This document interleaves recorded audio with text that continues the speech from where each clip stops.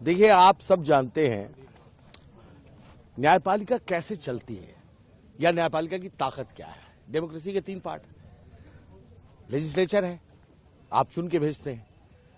कौन चुनता है? पब्लिक। उसके बाद क्या आता है? एग्जीक्यूटिव। उसी में चुने में से कुछ लोग एग्जीक्यूटिव में आते हैं। और तीसरा पार्ट है न्यायपालिका। न्यायपालिका की ताकत कौन है? पब्लिक।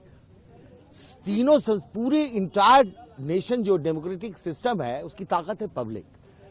अगर पब्लिक का विश्वास न्यायपालिका से हटेगा तो क्या होगा ये खुद आप अंदाज लगा लीजिए। पूरा देश कोलैप्स करके नीचे चला जाएगा। एक सामान्य कर्मचारी के घर पे 15 लाख रुपया मिलता है तो उसको जेल भेजते हैं। एक जज के घर पे 15 करोड़ रुपया कैश मिल रहा है, उसको घर वापसी का इनाम दिया जा रहा है।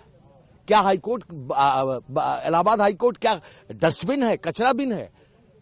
करप्शन के खिलाफ हाईकोर्ट बार बिल्कुल स्ट्रांग फुटिंग पे खड़ा है। हम उसका स्वागत यहां नहीं होने देंगे। उनका ज्वाइनिंग अगर होती है, we will sine die the high court, lawyers will abstain from work. आगे देखिए, आज का ये जो अभी आपको फैसला है, जो हमने स्ट्रांग वर्ड में प्रोटेस्ट किया है, ये एग्जीक्यूटिव का डिसीजन है। We have got the power to protest. फैसला क्या होगा उसके लिए जनरल हाउस सोमवार को तय करेगी। बहुत बड़ी जनरल हाउस होने जा रही है जिसमें सारे लोग मिलकर ये तय करेंगे कि हमारी मांग क्या है।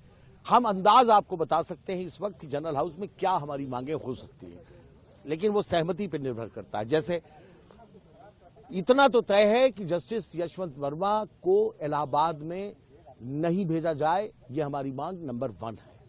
नंबर 2, किसी तरह की अब कोई जांच की आवश्यकता नहीं है, क्योंकि अगर जस्टिस वर्मा कोई एक्सप्लेनेशन देते हैं उससे पब्लिक फेथ रिस्टोर नहीं हो सकता। पब्लिक फेथ पूरी तरह से डैमेज हो चुका है। अगर पब्लिक हट गई इस न्यायपालिका से तो माफियाओं का राज्य होगा। लोग माफियाओं के दरबार में न्याय मांगने जाएंगे। तो क्या हिंदुस्तान की सरकार चुप बैठ रही है, मौन है, खामोश है? ये न्यायपालिका खामोश है? क्या पब्लिक फेथ बचाने की जिम्मेदारी सिर्फ लॉयर्स की है, जजेस की नहीं है? ऑनरेबल सुप्रीम कोर्ट ने जो ये कोलिजियम ने डिसीजन लिया है, हम उसके अगेंस्ट हैं, हम उसके खिलाफ प्रदर्शन कर रहे हैं। सर, अगर वो आते हैं तो उसके बाद वो ज्वाइनिंग यहां अगर होती है, उनका स्वागत यहां होगा तो हाईकोर्ट को हम साइन डाई क्लोज करेंगे। इम्पैक्ट ये समझिए कि फिर हाईकोर्ट में, उनके कोर्ट में, अदालत में अनिल तिवारी अगर बहस करने खड़े हैं तो अनिल तिवारी को ये लगेगा पता नहीं दूसरे साइड से कितना पैसा लिया इन्होंने। क्या होगा आप बताइए? क्या पीछे बैठा हुआ मुवक्किल ये नहीं कह देगा कि भैया ये वही जज हैं जो पैसा लेते 15 करोड़ वाले? क्या होगा न्यायपालिका का? आज ये लड़ाई हमारी वकीलों की नहीं है, ये न्यायपालिका को हम बचाने की कोशिश कर रहे हैं। हमारा पिलर है ये न्यायपालिका। वो चीज है जिसको अगर डैमेज हुआ तो इसका फिर हिंदुस्तान में कुछ नहीं बचेगा। न डेमोक्रेसी बचेगी, न स्वतंत्रता बचेगी, कुछ भी बचेगा नहीं। दोबारा गुलाम होना चाहते हैं क्या? सब कुछ न्यायपालिका। मेरी दूसरी बात यह है कि मैं तो एक स्टेप के आगे की बात कर रहा हूं।